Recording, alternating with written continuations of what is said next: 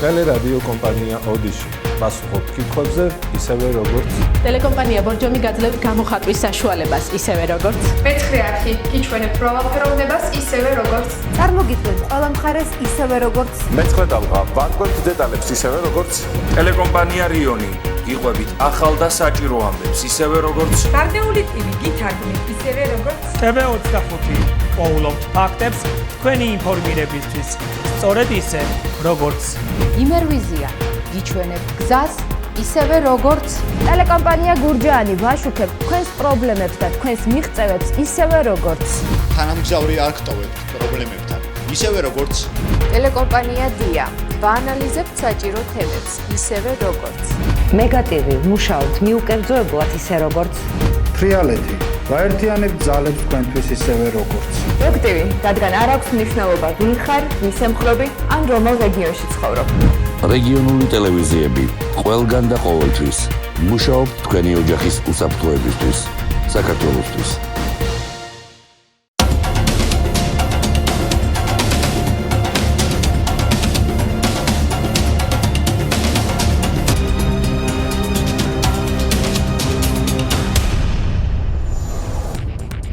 მოგესალმებით, ეთერშია სპეციალური საინფორმაციო გამოშვება ანტიკოვიდი 9 ივნისის ახალ ამბებს ტელეკომპანია ოდიშის გუნდთან ერთად ნანა ქობალია წარმოგიდგენთ. რუხის მულტიფუნქციურ საავადმყოფოში ამ დროისთვის 14 პაციენტი რჩება. კლინიკური დირექტორის ნიკოლოზ ქარცივაძის ინფორმაციით 14 პირიდან 4 კოვიდ ინფიცირებულია. 10 პაციენტი კი ცხელებითა და სხვა სიმპტომებით მკურნალობს.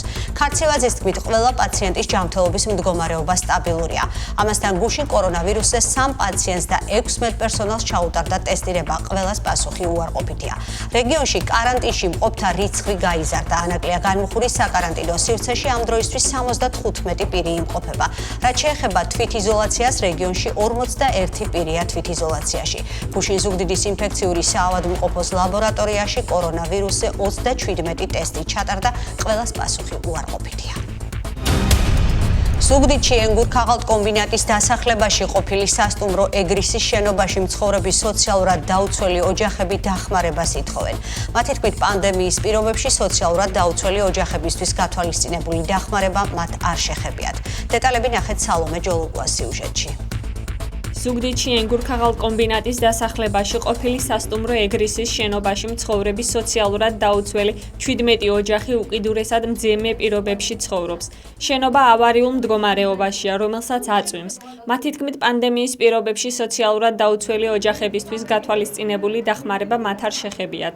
ისინი ადგილობრივი ხელისუფლებისგან დახმარებას ითხოვენ და ადგილზე ზუგდიდის მერის გიორგი შენგელიას მისვლას ითხოვენ. ხოვნივთ მივმართა ზუგდიდის მერიას არაერთხელ ცხელი ხაზის საშუალებით, ვისთანაც არ მივმართე, ყველამ ზურგი მაქსია, სანამ მე თვითონ მარტოხელა დედამ არ მივმართე ტელევიზიით საშუალებით, გამეშუქებინა რისი თქმაც მინდოდა. ბატონ გეგა შენგელიას ვთხოვ, თუ იცის ტერიტორიულად სად იმყოფება დევნილთა საცხოვრებელი სასტუმრო ეგრისი, რომელიც გაუსაზლის პირობებში უწევს 17 ოჯახს ცხოვრება, სოციალურად დაუცველებს, მარტოხელა მოხუცებს, ავადმყოფებს, თუ შეიძლება მობრძანდეს, თუ იქით არ უნდა რომ ეს აღელვებული, დამცირებული ხალხი არ მივიდეს. ვუთხარი, ავუხსენი რომ გვაწვიმს, საწოლებს არ გვაქვს ადგილი რომ საწოლი დავდგათ.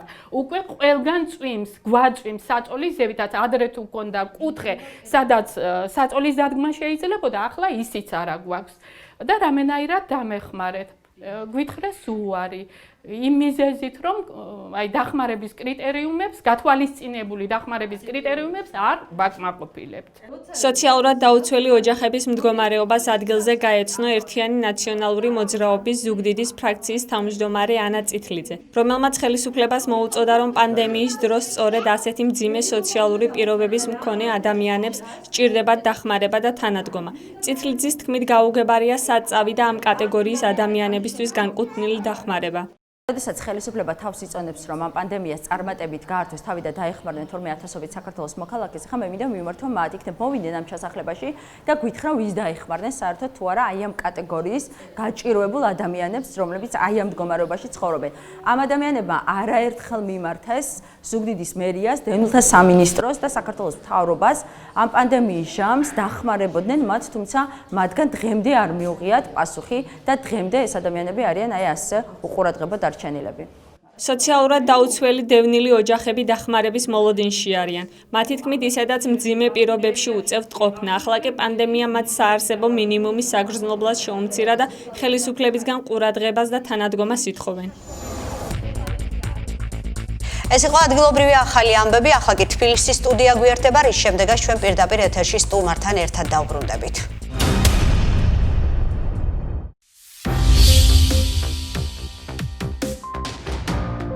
საქართველოში ერთიანი ეროვნული გამოცდები 6 ივლისს დაიწყება და 25 ივლისს დასრულდება, ხოლო სამაგისტრო გამოცდები 1-დან 4 აგვისტოს ჩათვლით ჩატარდება. საორგანიზაციო სამუშაოები მიმდინარეობს 24 საგამოცდო ცენტრში, რომელიც განთავსებულია ქვეყნის მთელ ტერიტორიაზე, თბილისში და რეგიონებში, ეს გახლავთ ბათუმში, ხულოში, ზუგდიდსა და ოზურგეთში, ფოთში, ქუთაისში, ახალციხეში, თელავში, გორსა და რუსთავში და წელს მონაწილეობას იღებს 55000-ზე მეტი აბიტურიენტი და სტუდენტი. სექტორში 10 გამოსაცდელზე მეტი არ დაიშვება. საგამოცდო ცენტრის შესასვლელში აუცილებელია თერმოსკრინინგი, სოციალური დისტანციის მაქსიმალური დაცვა. მითითებების შემთხვევაში ხელების სადეზინფექციო ხსნარით დამუშავება, სამუშაო მაგიდის წინ დამცავი ბარიერი და მაგიდებს შორის სიგანეში 2 მეტრიანი დაშორება. კონდიციონერის გათიშვა პირბადეების აუცილებლობა. ეს იმ წესების ნაწილია, რაც განათლებისა და მეცნიერების სამინისტრომ და დაავადებათა კონტროლმა გამოცდების ჩასატარებლად შეიმუშავეს. თუ რამოდენიმე დღით ადრე გამოცდებამდე აბიტურიენტს აქვს სიმპტომები, რაც ჩამოგისახელეთ, ომატებული ტემპერატურა 37-დან ზემოთ, აქვს ხველა, სუნთქვის გაძნელება, რა თქმა უნდა, მან უნდა მიმართოს პირველადი ჯანდაცვის, ანუ ოჯახის ექიმს და ოჯახის ექიმის რჩევით იქნება ის შემდგომ გამოკვლეული. ამას, რა თქმა უნდა, ამ აბიტურიენტებისთვის უფასოდ ყოველგვარი გადასახადის გარეშე ჩავატარებ. პანდემიის პირობებში უნდა აიკრძალოს თუ არა კონდიცირება შენობებში და გამოცდების დროს. ეს კითხვა საზოგადოებაში აქამდეც არსებობდა. ინფექციონისტ მაია ბუწაშვილის თქმით, კონდიცირებასთან დაკავშირებით კორონავირუსის დადასტურებული გადაცემის მსოფლიოში მხოლოდ ერთი შემთხვევა ჩინეთის ერთ-ერთ რესტორანში არის აღწერილი. ამიტომ ეს რისკი ძალიან დაბალია. კონდიცირების აკრძალვა და შესაბამისად მაღალი ტემპერატურა გამოიწვევს პირბადეების გამოყენების გაძნელებას. ერთი მხრივ სიცხეში უფრო მეტად გართულდება სუნთქვა პირბადით და მეორე მხრივ პირბადის ოფლით დასველების რისკი მოიმატებს, რაც ადამიანებს გაუძნელებს პირბადის გამოყენებას. სხვადასხვა ქვეყნებში მაღალი რეპუტაციის სამედიცინო საზოგადოებრივი ჯანდაცვის ორგანიზაციების მიერ ასე ცალსახად გაცემული რეკომენდაცია კონდიცირების აკრძალვის შესახებ არ არსებობს. კონდიციონერების აკრძალვა და შესაბამისად მაღალი ტემპერატურა გამოიწვევს პირბადეების გამოყენების გაძნელებას. ერთის მხრივ სიცხეში უფრო მეტად გართულდება სუნთქვა პირბადით და მეორეს მხრივ პირბადის დასველების რისკი ოფლით მოიმატებს, რაც ადამიანებს გაუძნელებთ პირბადის გამოყენებას. სხვადასხვა ქვეყანაში მაღალი რეპუტაციის სამედიცინო საზოგადოებრივი ჯანდაცვის ორგანიზაციების მიერ ასეთ ცალსახად გაცემული რეკომენდაცია კონდიციონერების აკრძალვის შესახებ არ არის.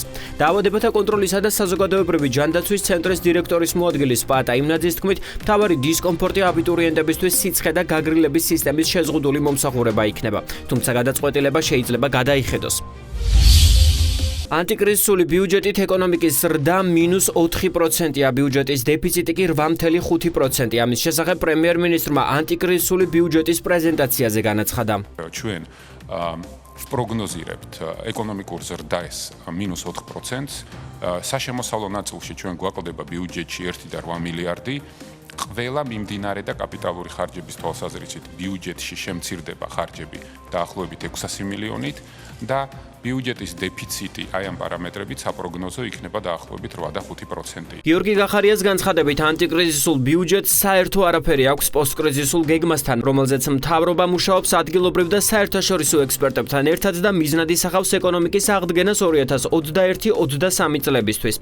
ანტიკრიზისული ბიუჯეტისთვის 3.4 მილიარდი ლარია გამოყოფილი. ფინანსთა მინისტრის მოადგილემ გიორგი კაკაურიძემ ბიუჯეტის დეტალებზე ისაუბრა. საბიუჯეტო დეფიციტი ერთ-ერთი მნიშვნელოვანი ფისკალური პარამეტრი 2.5%-დან გვესდება 8.5%-მდე და ჩვენ მომავალ წლებში, რა თქმა უნდა, იმ პოსტკრიზისული გეგმის ფარგლებში აუცილებელი იქნება დეფიციტი დავაბრუნოთ იმ ნიშნულზე, რომელიც ფისკალურ სტაბილურობას უზრუნველყოფს. ის თანხა, რომელიც შემოწირულობებით მოგროვებულია ფონდში 133.5 მილიონი ლარი, ეს როგორც დამატებითი თანხა განსაზღვრულია ბიუჯეტში და პირდაპირ ბიუჯეტში გაიწერა, რომ ეს მისი ხარჯვა მოხდება მთავრობის გადაწყვეტილებების შესაბამისად, მხოლოდ კოვიდის საწინააღმდეგო ღონისძიებებზე ან მისგან დაზარალებულთა დახმარებებზე. გიორგი კაკაურიძემ ასევე აღნიშნა, რომ აპრილის მდგომარეობით ეკონომიკა 16%-ზე მეტით შემცირდა.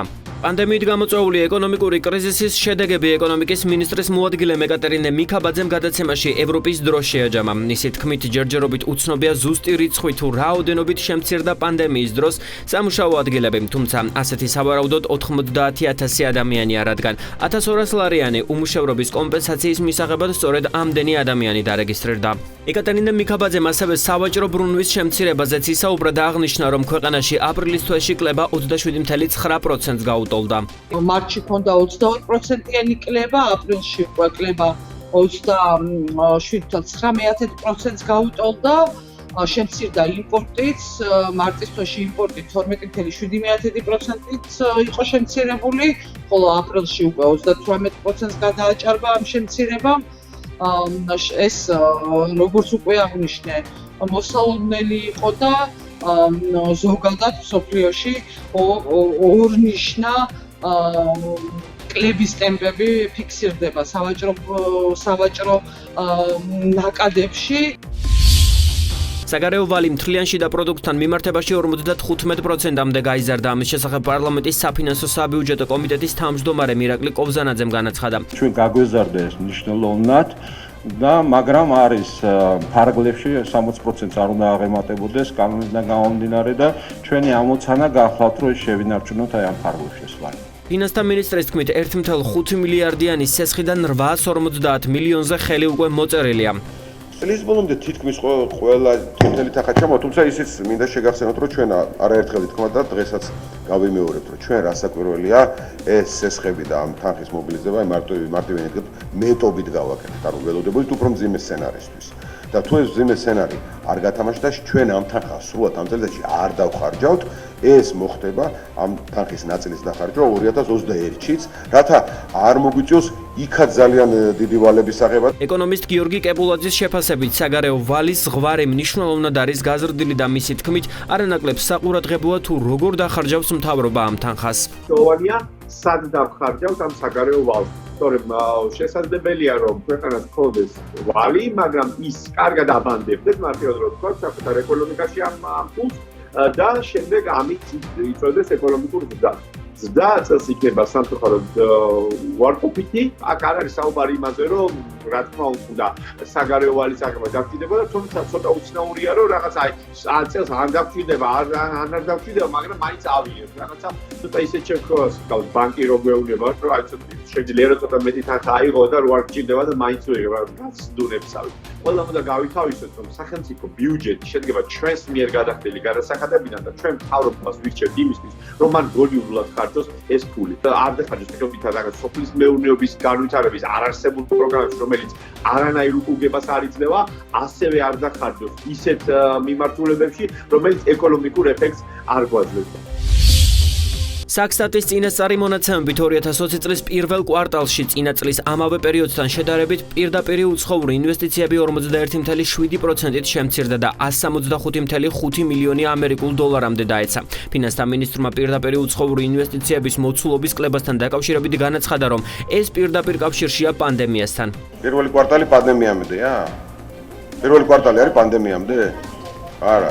პანდემია დაწყებული იყო უფრო ადრე მთელ მსოფლიოში და ზოგადად სენტიმენტები მათ არა, წინა წლებზე, მაშინ წინა წლებზე უნდა დამისვენოთ. რაზეც კითხეთ, იმაზე გიპასუხებთ ერთი წუთით.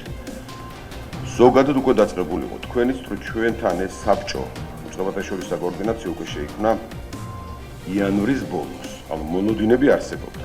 თქვენ თუ გონიათ, რომ მონოდინები არსებობდა საქართველოში და სხვაგან არ იცოდნენ რა ხდება, ძალიან ცდები.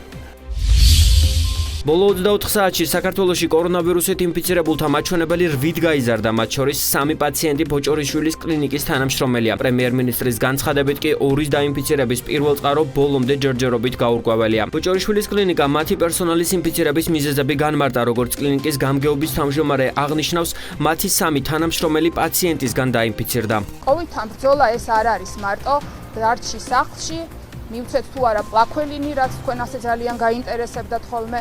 ეს არის სხვა ცხოვრების სტილი, თვითონ მე პერსონალისთვის. ეს არის ცხოვრება, როდესაც შენ არც სამართალდამცავი გიდგას გვერდით, არც დაცვა, ექიმიც ხარ, ფსიქოლოგიც ხარ, დედაც ხარ და ხანდახან პატრულიც ხარ.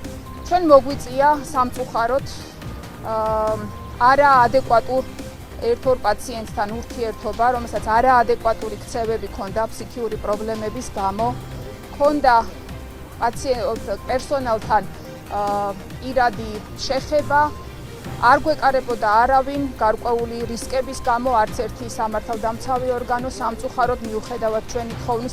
საქართველოში კორონავირუსის დადასტურებული 818 შემთხვევა, მათ შორის 686 გამოჯამრთელებულია.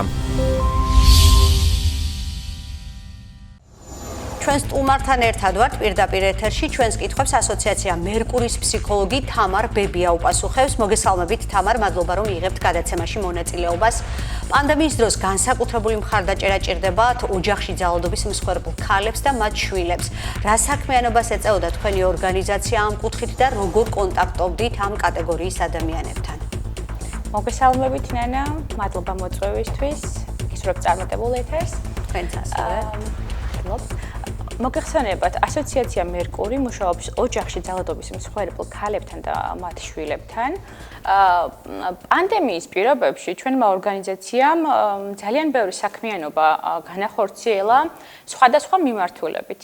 პირველი ეს იყო ფსიქოლოგიური კონსულტაცია ჩვენს ბენეფიციარებთან, მათ შვილებთან, რომელიც იყო სხვადასხვა სახის, იყო სატელეფონო კონსულტაციები, ასევე ვიდეო ქოლის საშუალებით ჰქონდა შესაძლებლობა მათთვის კონსულტაცია გაგვეწია, როგორც ფსიქოლოგს, ასევე იურისტს და სოციმუშაკს, ჩვენი კომპეტენციებიდან გამომდინარე, ასევე დაისახა ახალი სტრატეგიები, როგორი მომსახურება შეგვეთავაზებინა ჩვენი ბენეფიციარებისთვის სახლის პირობებში, პანდემიის პირობებში და გადავწყვიტეთ გაგვეკეთებინა ვებინარების ციკლი სხვადასხვა თემატიკაზე. მე პირადად ფსიქოლოგიური თემატიკის ვებინარებს ვუძღვებოდი, ასევე გქონდა იურისტის საათი, ჩვენი ბენეფიციარები და ჩვენი სოციალური გვერდის მომხმარებლები გვეხმიანებოდნენ სხვადასხვა კითხვით და ჩვენ მაქსიმალურად ვეცადეთ, რომ ყველა მათგანის შეკითხვა და საჭიროება დაგვეკმაყოფილებინა. ასევე ჩვენი სოციმუშაკის ინიციატივა იყო ბავშვებისთვის ზღაპრის საათის დაწესება, ესე ვთქვათ, რაც ნიშნავდა იმას, რომ ჩვენს პატარებს ქონდათ საშუალება ძალიან მრავალფეროვან გარემოში ემოგზაურათ და გაეგოთ სხვადასხვა ბიოგრაფიები, სხვადასხვა ცნობილი ადამიანების. რაც შეეხება ფსიქოლოგიურ თემატიკას, ეს იყო ძალიან მრავალმხრივი და მრავალი მნიშვნელობის. ვისაუბრეთ სტრესის მართვაზე, ასევე ვისაუბრეთ დილემაზე, როგორ გადავწყვიტოთ დილემა, ვისაუბრეთ სხვადასხვა თემატიკაზე, პოზიტიურ მშობლობაზე, რაც მე ვფიქრობ პანდემიის პირობებში განსაკუთრებით აქტუალური გახდა, გამომდინარე იქიდან, რომ ერთ სივრცეში მშობლებს და მათ შვილებს უწევდათ თანაცხოვრება, რუტინის ცვლილება და განსაკუთრებით მნიშვნელოვანი იყო მათთვის ფსიქოლოგის რეკომენდაციები ბავშვის მართვასთან, მისი ქცევის მართვასთან დაკავშირებით. ასევე სტრესის მართვა ძალიან მნიშვნელოვანი და აქტუალური იყო. ჩვენ შევეხეთ ისეთ საკითხებს, რომელიც კონკრეტულად ბენეფიციარების თვითშეფასების ამაღლებას უწყობდა ხელს, ასევე მათი საჭიროებების დაკმაყოფილებას ვცდილობდით სხვადასხვა მიმართულებით. და რას ნიშნავს ეს? როდესაც ჩვენ ვხედავდით, რომ ჩვენს მუშაობას გულისხმობ ფსიქოლოგიის, საცმუშაკის და იურისტის მომსახურებას ქონდა პოზიტიური შედეგები, თუმცა ასევე მოგვდიოდა წერილები და შეტყობინებები შეჭირვებული ოჯახებიდან, ისევ ჩვენი ბენეფიციარებიდან და ჩვენმა ორგანიზაციამ ესეთი ინიციატივა გამოიჩინა, რომ პირველ ჯერზე საკუთარი სახსრებით ჩვენ შევძელით ჩვენი ბენეფიციარების უმრავლესობისთვის შეგვეთავაზებინა პაკეტი, სასაჩუქრე პაკეტი ჰუმანიტარული საშუალებებით, ასევე მომდევნო ეტაპზე ჩვენმა დონორმა ორგანიზაციებმა გამოიჩინეს კეთილინება და ჩვენ შევძელით საერთო ჯამში 100-მდე ოჯახს დავხმარებოდით ჰუმანიტარული და ჰიგიენური საშუალებებით. და მე ვფიქრობ, ესე ძალიან მნიშვნელოვანი ფაქტი და პრეცედენტი იყო, როდესაც ორგანიზაციამ შეძლო მორალური, ადამიანური ღირებულებების შენარჩუნება ჩვენი კომპეტენციებიდან გამომდინარე, როგორც ფსიქოლოგის, სოციალური მუშაკის და იურისტის, ასევე ეს ჰუმანიტარული დახმარება იყო სასიცოცხლოდ მნიშვნელოვანი მათთვის. პანდემიის პერიოდში იმატა თუ არა მომართვიანობამ ორგანიზაციაში და რა სახის დახმარებას ითხოვდნენ ძირითადად ისინი? მადლობთ შეკითხვისთვის. ძალიან მნიშვნელოვანია ის ფაქტი, რომ ოჯახში ძალადობის ფაქტები, ანუ მომართვიანობა რეალურად იყო, თუმცა ეხლანდელი დაკვირვებით, აი როგორც კი შეზღუდვები მოიხსნა, მომართვიანობამ ახლა უფრო იმატა. თუმცა მომართვიანობა იყო სხვადასხვა სახის. აი და ერთი წუთი ჩაგეკითხებით, თამარ, თქვენი აზრით, რატომ იმატა ახლა მომართვიანობამ და რატომ არ იყო ის პანდემიის პერიოდში? რას ფიქრობთ თქვენ? დიახ, გიპასუხებ ნანა. იცით რა, როდესაც ერთ სივრცეში გიწევს თანაცხოვრება მოძალადესთან ერთად, რეალურად ძნელია შეეწინააღმდეგო, იმიტომ რომ შეზღუდულია გადაადგილება, კონტროლის მექანიზმიც მოძალადეს მხრიდან უფრო მაღალია და მინდა გითხრათ, რომ აი ზუსტად ჩვენი თითოეული ვებინარი, თუნდაც სატელეფონო კონსულტაცია ემსახურებოდა იმას, რომ გაგვეძლიერებინა დაენახათ მათი უფლებები, გაეცნობიერებინათ უпростоრეთ, ხო, მათი უფლებები, რა შეეძლოთ გაეკეთებინათ და თუნდაც აი ეს პანდემიის პირობებში ჩვენი მომსახურება დაეხმარა ადამიანთა კატეგორიას, რომ აი ეს სამზადისი გავუწიეთ, ესე ვთქვათ, იმიტომ რომ ისინი უკვე ამ ეტაპზე უკვე გაძლიერებულები აღმოჩნდნენ და უკვე აღარ ეშინოდათ მოძალადეების. ეს ცალსახად ერთმნიშვნელობად ყველას არ ეხება, თუმცა ბენეფიციართა ნაწილი მოიქცა ესე. მათ აი ამ პროცესში აღმოაჩინეს საკუთარი ძალები, რესურსები პიროვნული და ეს დაეხმარათ მათ თუნდაც მიემართათ შესაბამისი სამსახურებისთვის. აი ახლა უკვე როცა მოიხსნა შეზღუდვები, რა რეჟიმში მუშაობს თქვენი ორგანიზაცია?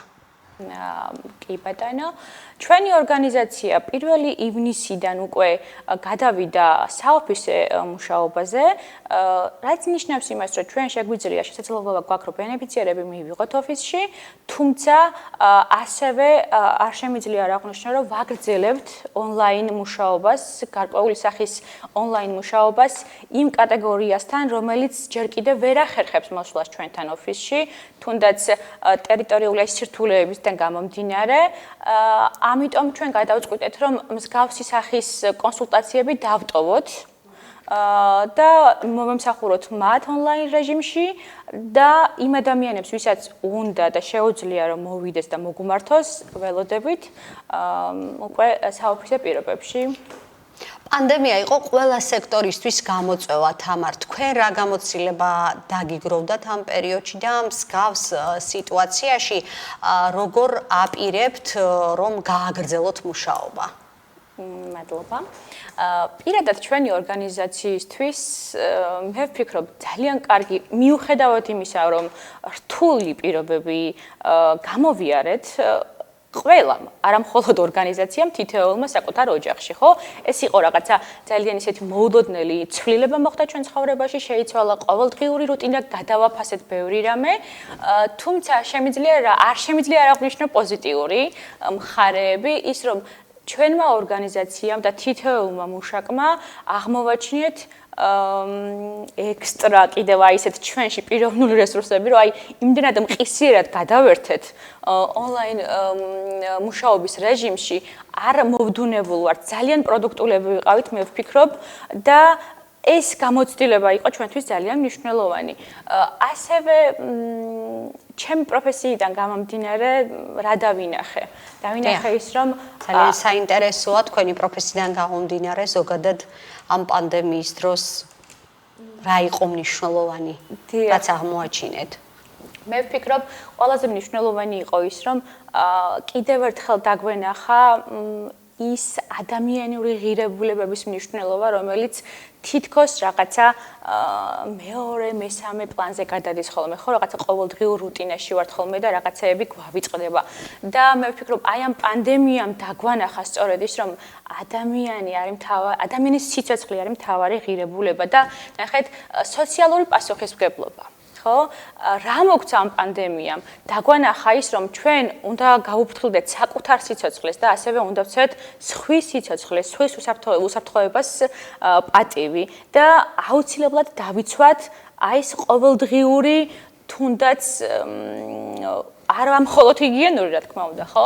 გავუფრთხილდეთ ადამიანის სიცოცხლეს. ეს არის ძალიან მნიშვნელოვანი მინიშნება, რაც მე აი ამ ორთვიანი პანდემიის პირობებში დავინახე არა მხოლოდ მე შინაგანად და პიროვნულად, არამედ საზოგადოებაში, ხო? ასევე ძალიან მნიშვნელოვანია ის, რომ ადამიანები დაუბრუნდნენ საკუთარ მიწას, ეზოს. ესეც ხო თერაპიულია რაღაცა სახით, ხო? და ჩვენი რეკომენდაციებიც თუნდაც თითოეულ კონსულტაციაზე ან ვებინარზე იყო ის, რომ აუცილებელია თითოეულმა ვიპოვოთ ჩვენი თერაპიის ნაწილი რა არის, რა გვსიამოვნებს, რა მოგწონს, ხო ესეა? ამიტომ თუნდაც აი ეს რაღაცა ფუსფუსი, მიწასთან სიახლოვე, ეს არის იმდენად თერაპიული ადამიანისთვის, ხო? მე მიხარია რომ ვხედავ მოფუსფუსე რაღაცა ბოსტანში მიწასთან ყვავილებთან ჰარმონიაში მყოფ ადამიანებს და ესე ძალიან მახარებს. ძალიან დიდი მადლობა თამარ საინტერესო საუბრისთვის. ეს იყო თამარ ბებია, ფსიქოლოგი. მე კი შეგახსენებთ, რომ დღის მნიშვნელოვან ამბებს უყურებდით სპეციალურ გამოშვებას ანტიკოვიდ, რომელიც ტელერადიო კომპანია ოდიშმა თბილისის სტუდიასთან ერთად მოაგზავნა. იმისათვის, რომ გავაშუქოთ თქვენი პრობლემები, გამოაგზავნეთ კითხვები ჩვენს ოფიციალურ გვერდზე 3w.facebook.com ოდიში TV ან დარეკეთ ნომერზე 595 900 155 და დასვით შეკითხვები. ნახვამდის.